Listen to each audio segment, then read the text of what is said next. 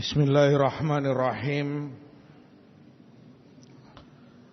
Innal hamdalillah nahmaduhu wa nasta'inuhu wa nastaghfiruh wa na'udzu billahi min shurur anfusina wa sayyiat a'malina may yahdihillah fala mudilla lahu wa man yudlil fala hadiyalah. Ashhadu an la ilaha illallah wahdahu la syarika lah wa ashhadu anna Muhammadan abduhu wa rasuluh sallallahu alaihi wa ala alihi wa sahbihi wa sallama tasliman katsira, amma ba'd. Ahibbati fillah, ikhwani rahimani wa rahimakumullah. Sebagaimana tema yang dipilih oleh ikhwanukum panitia jazakumullah khair tentang istiqamah, merupakan nama atau lafaz yang begitu agung dan besar tentang istiqamah yang patut bagi setiap mukmin, mukminah untuk mementingkan dan selalu ingat, selalu menjaga istiqamahnya. Terlebih dari semua itu adalah selalu terus dan banyak berdoa, meminta kepada Allah dengan penuh tadharru', penuh menghamba dan merendah kepada Allah agar dianugerahkan rizki padanya istiqamah, rizki istiqamah. Dunia seperti kita ketahui darul ibtila, tempat ujian, cobaan, darul amal, tempat kita beramal dan beribadah, menyiapkan bekal untuk akhirat kita kelak. Setiap hamba memperbanyak timbangan, memperberat timbangan hasanat kebaikan dia di akhirat kelak. Maka yang wajib atas setiap hamba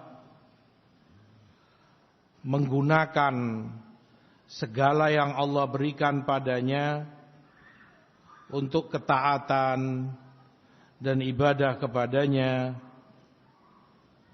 serta menjauh dari segala kemaksiatan dan dosa. Dalam Tirmidzi, Rasulullah sallallahu alaihi wasallam menyebutkan tentang betapa ironisnya manusia itu. Ajibtu minal jannah kaifa nama talibuha wa minan nar kaifa nama haribuha. Aku heran kepada jannah, surga, dengan segala kenikmatan yang Allah sebutkan, Allah janjikan bagi mukminin, mukminat, ma'ruf segala macam kenikmatannya, bidadarinya, buah-buahannya, sungai susu dan lain sebagainya. Segala kenikmatan dan kebahagiaan hakiki di jannah. Tapi yang mengherankan bagaimana tertidur orang yang mencari dan menginginkannya. Artinya tertidur kemudian malas. Karena yang seharusnya orang tahu jannah, tahu dan sering disampaikan kenikmatan-kenikmatannya, itu memicu semangat dia lebih bersungguh-sungguh dalam ibadahnya, memperbanyak amal solehnya, Sehingga aneh kalau kemudian nama tolibuha, setiap orang mendambakan itu jannah. Setiap insan menginginkannya. Tapi seperti yang kita tahu, mayoritas orang tertidur. Dalam artian dia kemudian malas untuk beramal saleh. Padahal amal itu yang akan mengantarkan dia ke dalam jannah. Wa minan nar. Aku juga heran kepada neraka, bagaimana tertidur orang yang lari darinya. Neraka dengan segala azabnya, siksanya yang pedih, keras. Nasallallahu al-afiyah. Yang seharusnya membuat orang semakin takut dari segala maksiat, menjauh dari berbagai kemungkaran dan dosa. Tapi kemudian kebanyakan orang tertidur juga, malas. Malas dalam ibadahnya juga, dalam kemaksiatan mereka malah menuruti hawa nafsunya dan ajakan syaitan. Jiwa manusia, setiap insan berkewajiban untuk mempersiapkan bekalnya masing-masing.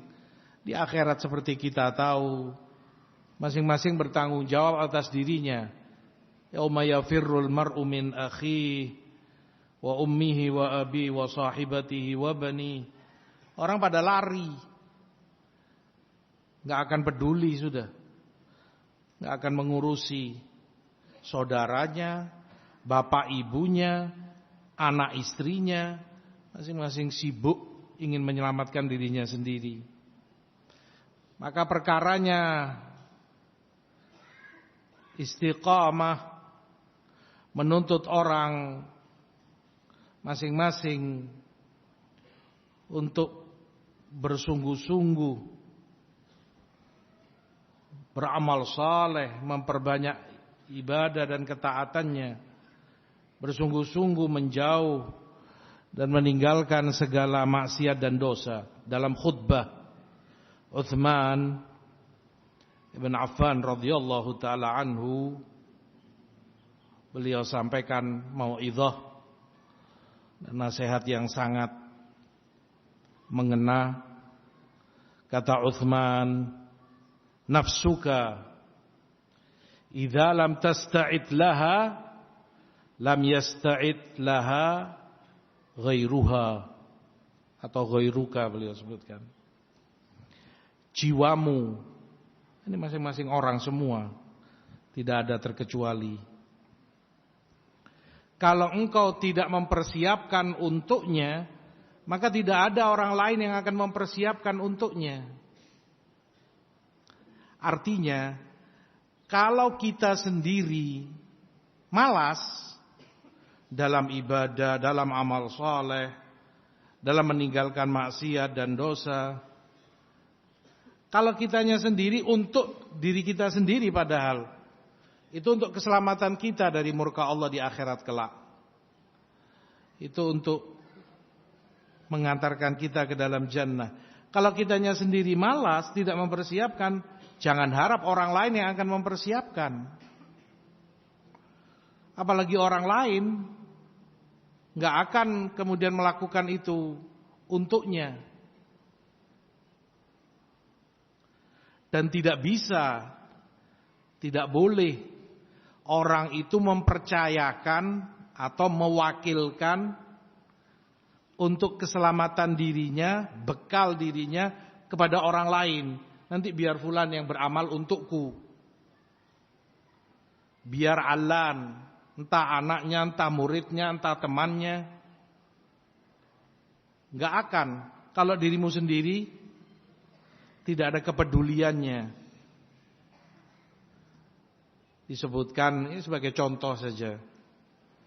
Ada seorang yang selama hidupnya, Masya Allah, Tabarakar Rahman, kaya raya. Hanya Allah beri kepada dia rizki yang berlimpah.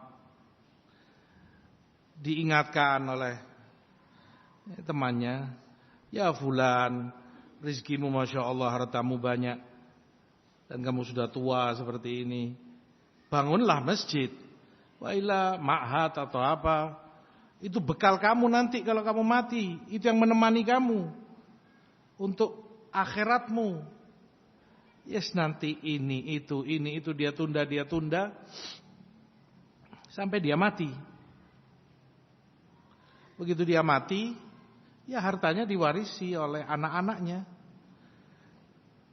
Yang mengingatkan itu datang kepada anak-anaknya. Abah antum, Masya Allah selama hidupnya begini-begini, sekarang sudah meninggal. Agar kemudian mengalir pahala itu padanya jadi jariyah. Keluarkan sebagian dari hartanya, dan banyak sekali harta abahmu.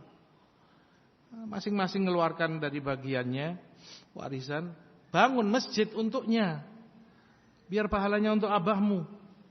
Wa ila ma'hat atau apalah yang mengalir padanya pahalanya. Jawab si anak, kami sendiri butuh uang itu. Saya punya anak, punya istri masing-masing. Itu yang Utsman maksud. Kalau dirimu saja tidak menyiapkan untuk dirimu sendiri, jangan harap orang lain. Kalaupun itu anakmu bahkan, gak bisa kamu percayakan. Gak boleh kemudian kamu pasrahkan kepada orang lain. Nanti biar anakku yang berbuat. Siapa tahu. Maka selamatkan dirimu sendiri. Tidak ada yang menyelamatkan dirimu kecuali dirimu sendiri. Itu yang Utsman ingatkan. Nafsuka idza lam tasta'id laha la yasta'iddu laha ghairuha. Enggak akan orang lain yang berbuat, kamu sendiri. Dan itu bekal untuk akhiratmu dan menyelamatkan dirimu sendiri. Istiqamah, kembalinya kepada masing-masing hamba itu sendiri. Itu yang akan berguna bagi dunia dan akhiratnya. Itu yang akan menyelamatkan dirinya. Allah ingatkan, fala taghurrannakumul hayatud dunya wala yaghurrannakum billahil gharur. Jangan kehidupan dunia itu menipu kalian, dan jangan kalian tertipu kepada Allah. Artinya menipu kalian dari Allah segala sesuatu yang menjauhkan kalian, melalaikan kalian dari akhirat kalian. Sementara kehidupan dunia cepat, dan seberapapun perhiasan dan kekayaannya kecil. Araditum bil hayatid dunya minal akhirah fama mata'ul hayatid dunya fil akhirah illa qalil. Apa kalian ridho dengan kehidupan dunia dibanding akhirat?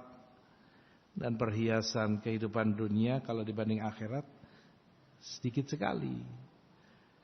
Hadis ma'ruf, bagaimana ketika seorang hamba, Rasulullah sebutkan, yu'ta bi an'ami ahlil ard. Di akhirat didatangkan orang paling nikmatnya selama di dunia. Paling kaya, paling nikmat, paling segalanya sudah. Enggak pernah merasakan kesusahan, kesedihan, karena dalam gemerlap dan kenikmatan hidup yang segala-galanya. Kemudian dia yughmas finnar ghamsatan wahidah, dicelupkan di neraka sekali celup. Ini dimasukkan kemudian diangkat. Sejenak, nggak lama, sebentar sekali. Setelah itu dia ditanya, ya fulan, hal marrat bika ni'mah? Pernah kamu merasakan kenikmatan? Padahal dia mungkin hidup, ya mungkin 70 tahun, 80 tahun usia orang. Dan itu dalam kenikmatan sepanjang hidupnya. Dalam kekayaan, dalam segalanya. Qala la ya Rabb, ma marrat biya ni'mah qat. Enggak pernah ya Allah, sama sekali tidak pernah aku merasakan kenikmatan sama sekali. Padahal dia mungkin 70 tahun, 80 tahun dalam kenikmatannya, hanya karena dicelup di neraka sekali, sebentar, lupa dan hilang itu dunia. Wa yu'ta bi ab'asi ahlil ard, dan didatangkan orang yang paling susahnya selama di dunia, paling susahnya orang selama hidup, paling sulitnya, paling miskinnya, segalanya sudah. Fayughmasu fil jannati ghamsatan wahidah, dicelupkan dia di jannah sama sebentar, dan diangkat, merasakan, mencicipi sejenak jannah. Lalu ditanya dia, ya fulan, hal marra bika bu'sun qat? Pernah kamu mengalami kesusahan? Ya sama, mungkin dia hidup 70 tahun, 60 tahun, mungkin 80 tahun, ya ini usia orang. Yang itu dalam kesusahan selama hidupnya. Dia jawab, la ma marra biya bu'sun qat ya Rabb. Ya Allah, sama sekali enggak pernah aku merasakan susah. Lupa. Hanya karena sebentar dicelup di jannah.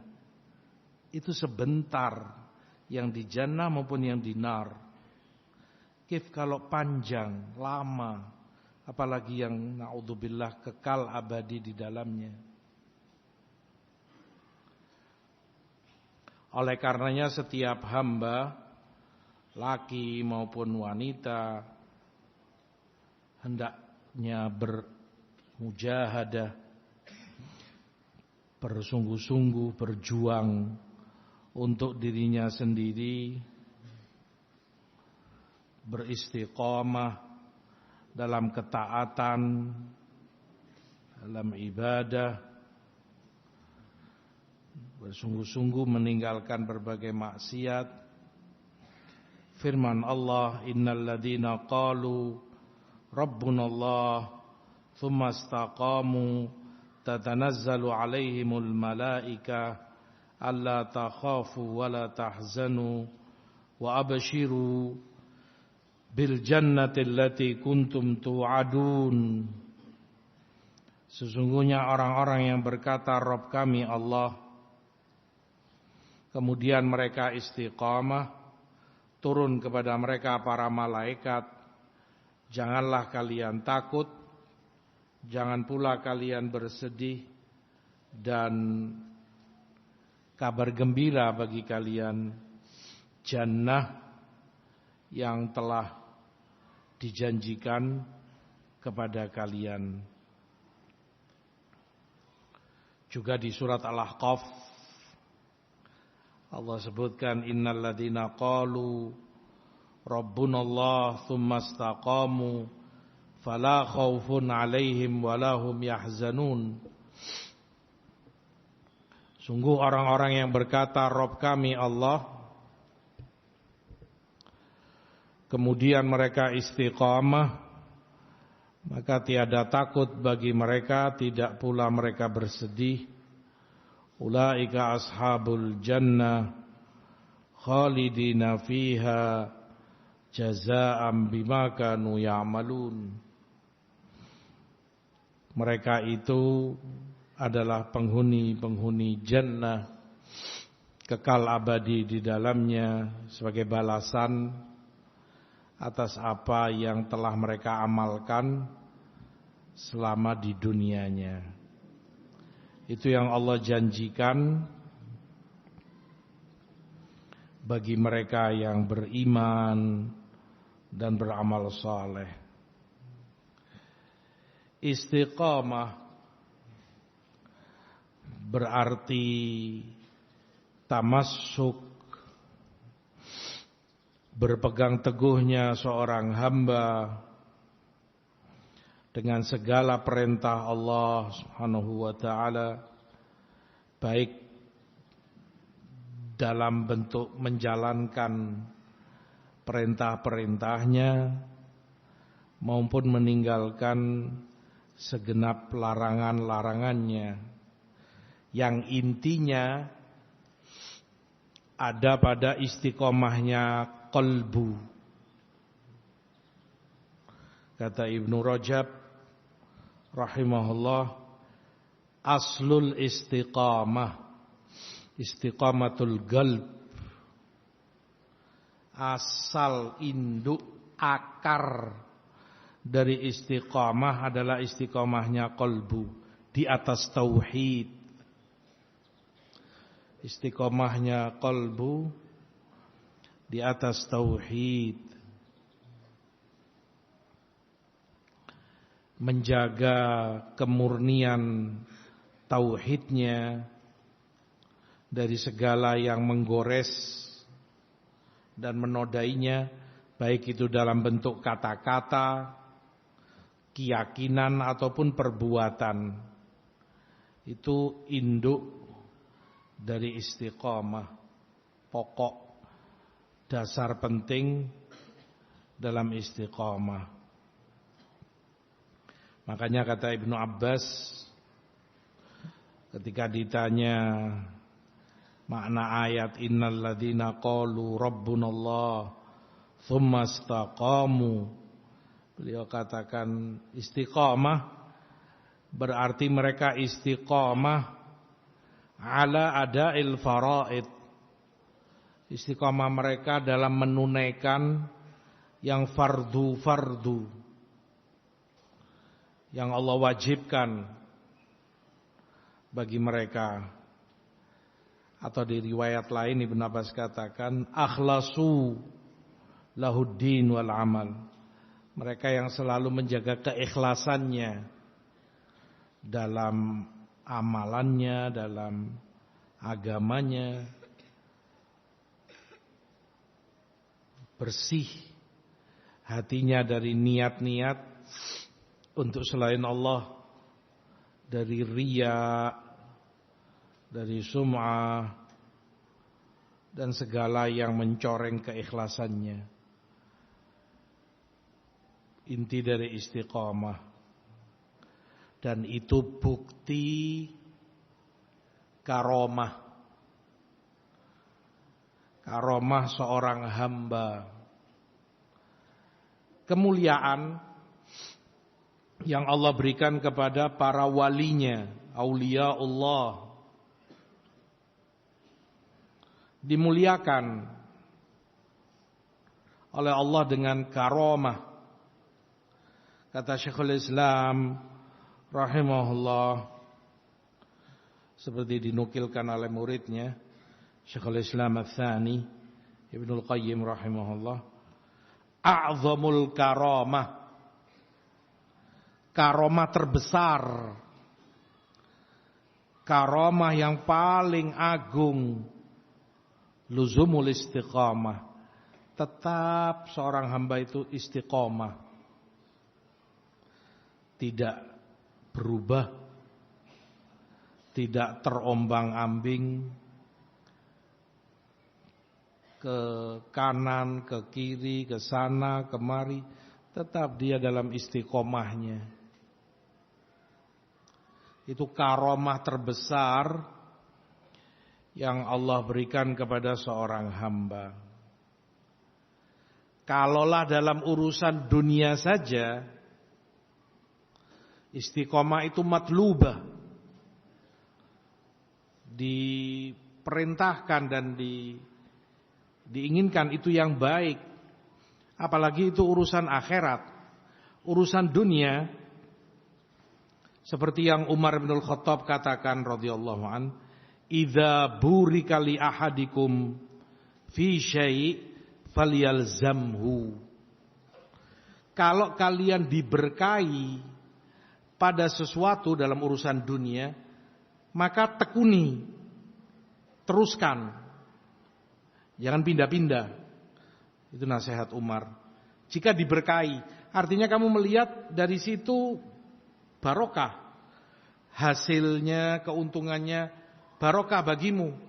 Mencukupi kebutuhanmu, hajat, belanja anak istrimu, maka istiqomahlah di situ. Itu nasihat Umar.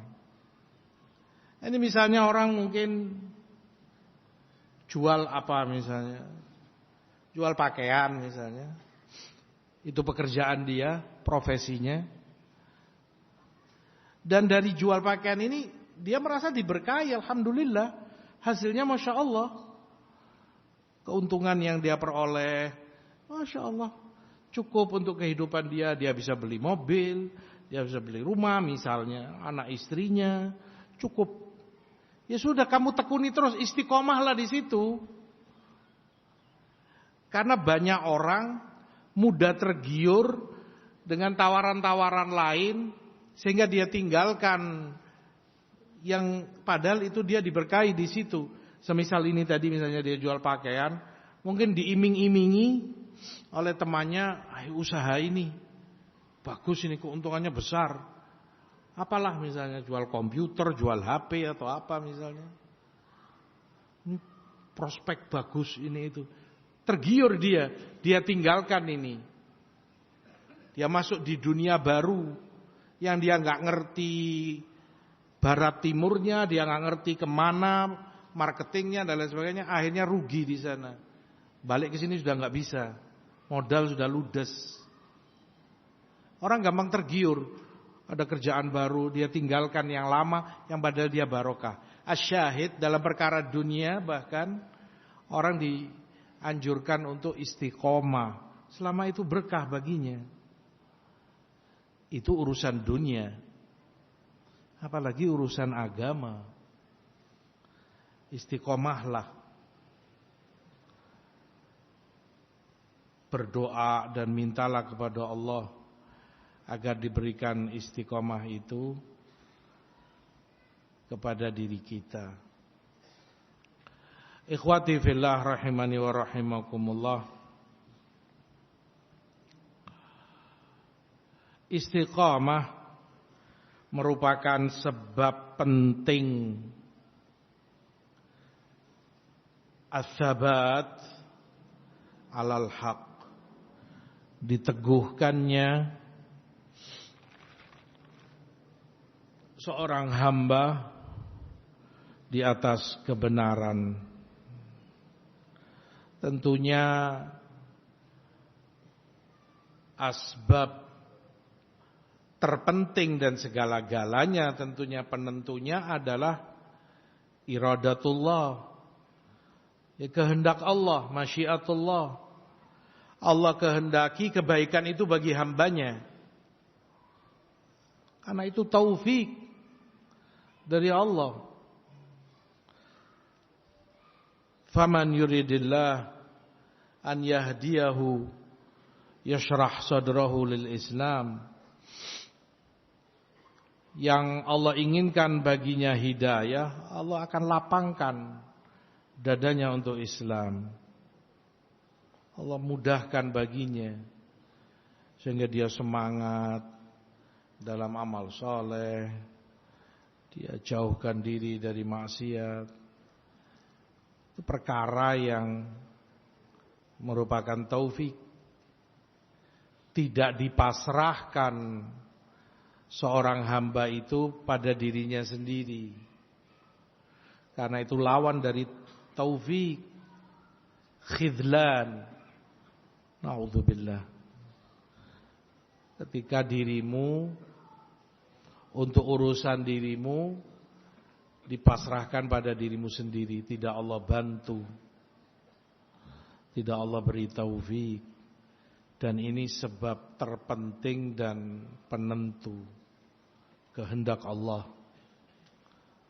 Oleh karenanya kita tidak boleh pasrah dan percaya diri kepada diri kita sendiri, tapi selalu berharap dan memohon kepada Allah. Kita yakin kalau bukan karena Allah, kalau bukan karena taufiknya, kalau bukan karena hidayahnya, kita pun entah jadi seperti apa.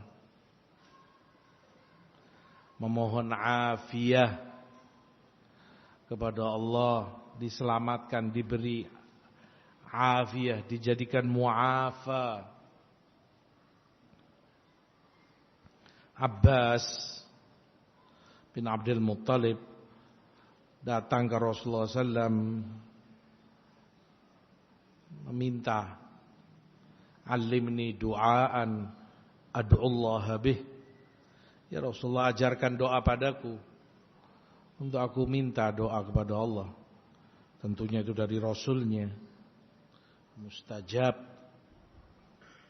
Doa diajarkan Rasul SAW penting. Itu yang diminta Abbas. Maka Rasul sampaikan padanya, "Ya Abbas, salillah al-afiyah." Mintalah kepada Allah afiyah. Diselamatkan, dijaga imanmu, dijaga agamamu, dijaga istiqomahmu, dijaga dirimu, kesehatanmu, anak istrimu, hartamu, semuanya. Afiyah. Itu ra'sumal. Afiyah itu modal utama dalam kehidupan. Selang beberapa waktu, datang lagi Abbas ke Rasulullah. "Ya Rasulullah, alimni du'aan ad'ullaha bih." Ajarkan aku doa agar aku minta doa kepada Allah. Ya, ini Abbas mengira minta afiyah penting dan baik tentunya, tapi beliau mengira mungkin ada yang lebih penting dari itu. Doa yang paling segalanya dan paling inti, makanya beliau datang lagi minta ke Rasulullah permintaan yang sama.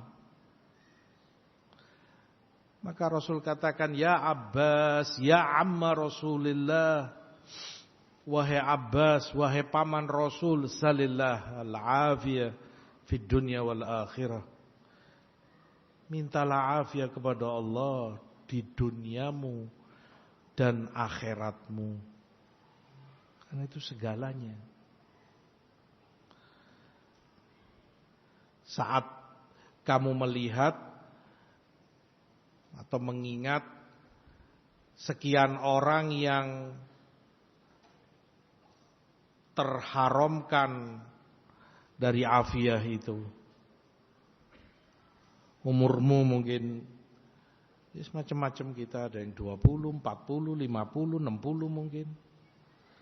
Kamu masuk rumah sakit sana, ini masih umur berapa, 30, ada yang mungkin 40, yang tergeletak gak bisa bangun, yang stroke, yang ini, yang itu, harus cuci darah, harus. Kamu diberi afiyah oleh Allah, diselamatkan dari semua itu, sehat wal afiyah. Afiyah. Hartamu, kamu baca sebentar berita fulan yang dirampok, fulan yang ditipu orang, fulan yang macam-macamnya orang. Hartamu terselamatkan, afiyah pada harta. Kamu lihat fulan yang istrinya nasallallahu al-afiyah, begini begitu.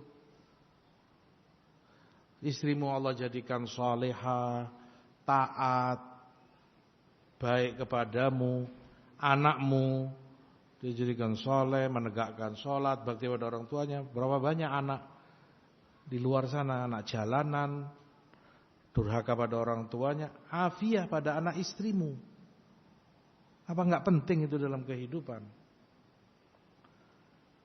Terlebih masalah iman, istiqomah di atas al-haq, afiyah.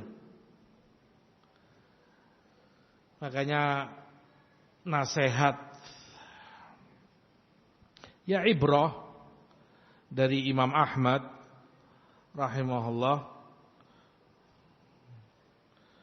ketika beliau sampaikan, aku dulu menghafal Quran, tapi begitu aku pelajari hadis, aku terlupakan. Ya wajar, antum tahu hadis ratusan ribu dengan sanadnya, matenya. Ya tersibukkan dari Quran sehingga lupa sebagiannya. Maka aku memohon kepada Allah untuk dikembalikan hafalan Quran itu padaku. Tapi aku lupa, kata Imam Ahmad. Aku tidak sebut dalam doaku fi afiyah. Mohon permintaan itu dalam keadaan aku dalam afiyah. Aku lupa sebutkan itu. Maka diberikan kepadaku, dikabulkan doa itu, kembali menghafal Quran, tapi dalam keadaan aku dipenjara, dalam keadaan aku dalam siksaan, dalam belenggu. Dan itu bala, musibah. A'udzubillah, kif orang dipenjara. Dan antum tahulah kisah Imam Ahmad, bagaimana siksaan. Dan itu bukan afiyah. Makanya kata Imam Ahmad, maka kalau kamu meminta segala sesuatu kepada Allah, jangan lupa katakan fi afiyah. Karena orang gak akan tahu kapan itu diberikan padanya. Kamu minta, ya apalah misalnya, rizki. Misalnya, beri aku rizki ya Allah, aku pingin ini. Ini kalau kamu gak katakan fi afiyah, ternyata kamu diberi itu saat misalnya saja kamu sudah dalam kondisi stroke. Apa gunanya rizki itu, gak ada artinya bagimu. Kamu minta anak misalnya, lama gak punya keturunan. Kalau kamu gak minta afiyah, kamu gak tahu kapan itu diberikan.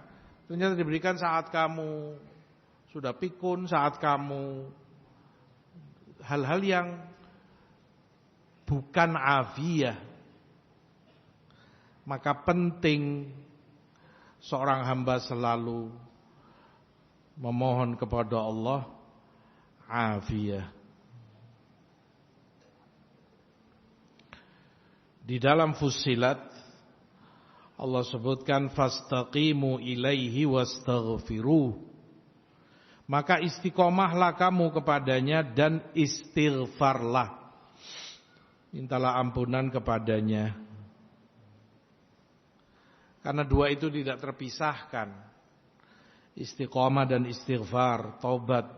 Rasulullah sendiri bertobat kepada Allah, beristighfar dalam sehari lebih dari 100 kali sallallahu alaihi wasallam. Dan gak akan ada orang yang sempurna. Ada saja kekurangannya, ada saja celahnya dalam istiqomahnya.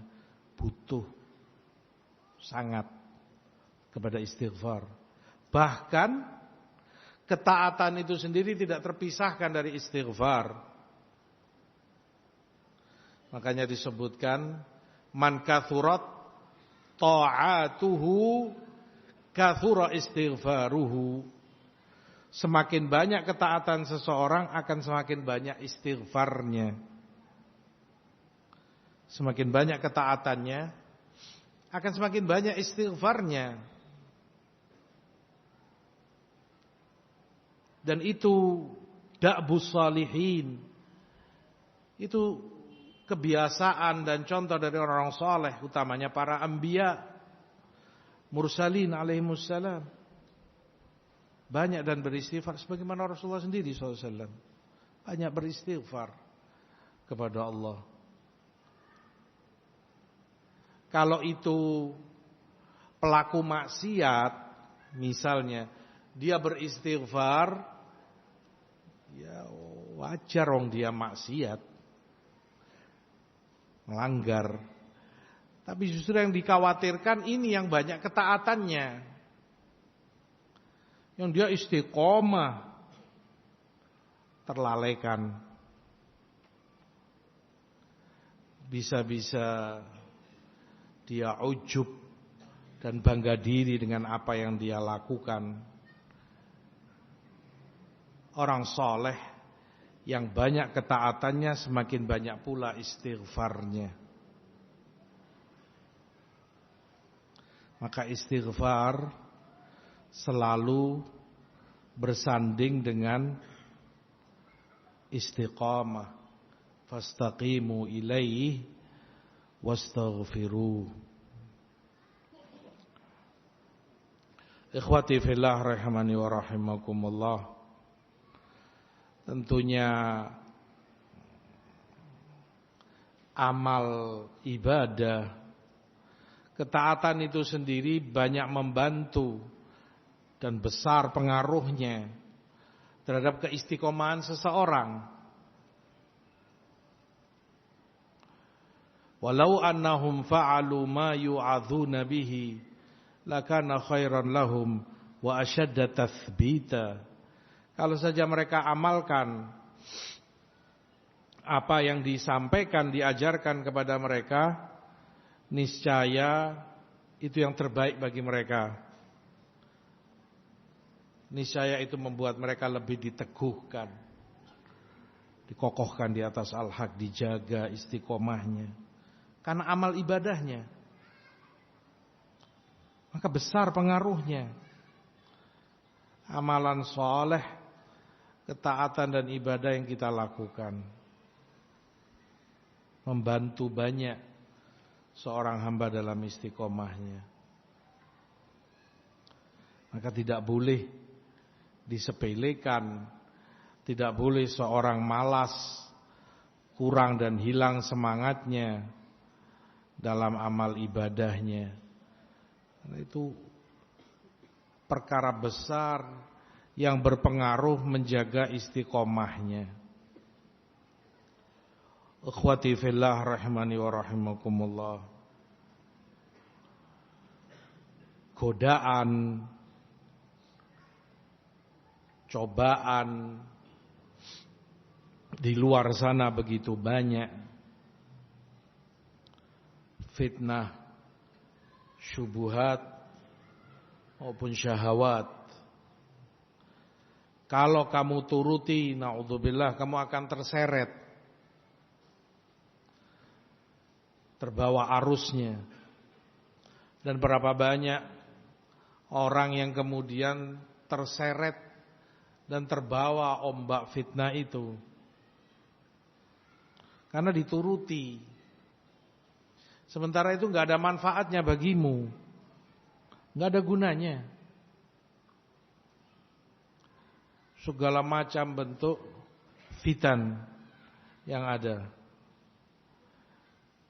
Fulan bicara begini, alan berkata begitu, apalagi di media sosial. Orang menghabiskan waktunya di situ. Itu yang dia baca, itu yang dia ikuti, itu yang dia mungkin dia ikut turut komentar, turut ngasih omongan, oh ini begini, ini begitu. Hal-hal yang akan mengeraskan hatimu, akan memperkeruh jiwamu, gak akan mendekatkan dirimu kepada Allah. Orang terbatas hidupnya. Mana istiqomah kamu? Bagaimana kamu menjaganya? Kamu sia-siakan dengan qil wal qal yang gak ada manfaat gunanya. Seberapa kita belajar ilmu nafi', seberapa kita beramal saleh, apa yang sudah kita siapkan bekalnya untuk akhirat kita kelak. Sementara kita sibuk di situ. Apa yang akan orang kenang tentang dirimu setelah kamu mati nanti? fulan ahlul istiqamah, fulan ahlil khair. Masya Allah dia taat, ibadahnya, amal solehnya, akhlaknya, memberi faidah dan manfaat kepada saudara-saudaranya. Kalaupun dia bicara yang dia sampaikan ilmu, qala Allah, qala Rasul, itu yang orang kenang tentang dirimu dan betapa bahagianya. Ataukah na'udzubillah sebaliknya, yang orang kenang kejelekan, fulan ahlul fitnah, fulan selama hidupnya ini buktinya ada jejak digitalnya, bicaranya kayak begini, omongannya, tulisannya begini begitu. Itu yang kamu tinggalkan, orang kenang tentang dirimu. Maka jangan kamu turuti, biarkan saja. Lakukan yang bermanfaat bagimu, yang mendekatkan dirimu kepada Allah, yang mengingatkan akhiratmu, menambah bekalmu untuk kuburmu, untuk akhiratmu kelak.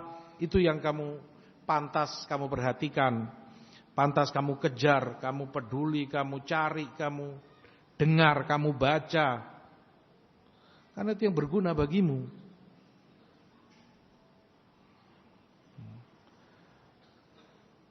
Sebagai penutup, ingat-ingatlah selalu apa yang Utsman ibn Affan nasihatkan. Dirimu, kalau bukan kamu sendiri yang membekalinya, tidak ada orang lain yang akan mau membekalinya. Dan tidak bisa kamu percayakan kepada orang lain. Pertanyaannya, sudahkah kita masing-masing menyiapkan bekal itu? Entah kapan ajal itu menjemput, sewaktu-waktu bisa datang. Apa yang sudah kita lakukan? Amalan apa yang kita bawa di akhirat? Ibadah apa? Istiqomah seperti apa? Dirimu, kalau bukan engkau sendiri yang membekalinya, tidak akan ada orang lain yang mau membekalinya. Kamu mati, ya sudah, mungkin dikubur. Mungkin anakmu, kalaupun kamu punya anak, punya istri, sedih, nangis, ini itu, sehari, 2 hari, sebulan, 2 bulan, setelah itu terlupakan kamu sudah. Yang bersama kamu di kuburmu, amalanmu, ibadahmu, istiqomahmu. Apa yang kamu berikan, apa yang kamu lakukan selama hidup. Ketika orang mati, berharap hidup kembali, cuma satu dambaannya, nggak ada yang lain. Apa yang Allah sebutkan tentang mereka? La'alli a'malu salihan fima tarakt. Hidupkan aku ya Allah kembali ke dunia, agar aku beramal soleh. Yang itu aku tinggalkan selama hidup. Aku lalaikan, aku lupakan, tertipu dengan yang lain ini dan itu. Bunayyatut thariq, perkara-perkara sampingan, perkara-perkara yang remeh, sepele dan gak ada untungnya, gak ada gunanya buat kamu. Itu yang melupakanmu dari tujuan utama kamu. Ketika mereka minta kembali hidup, gak ada yang minta agar dia bisa kembali memperbanyak keuntungan duniawinya, materinya, emas peraknya, usahanya, anak istrinya, gak ada. Satu-satunya yang mereka ucapkan, la'alli a'malu salihah, agar aku bisa beramal soleh, kalaupun seandainya dihidupkan kembali. Tapi gak mungkin.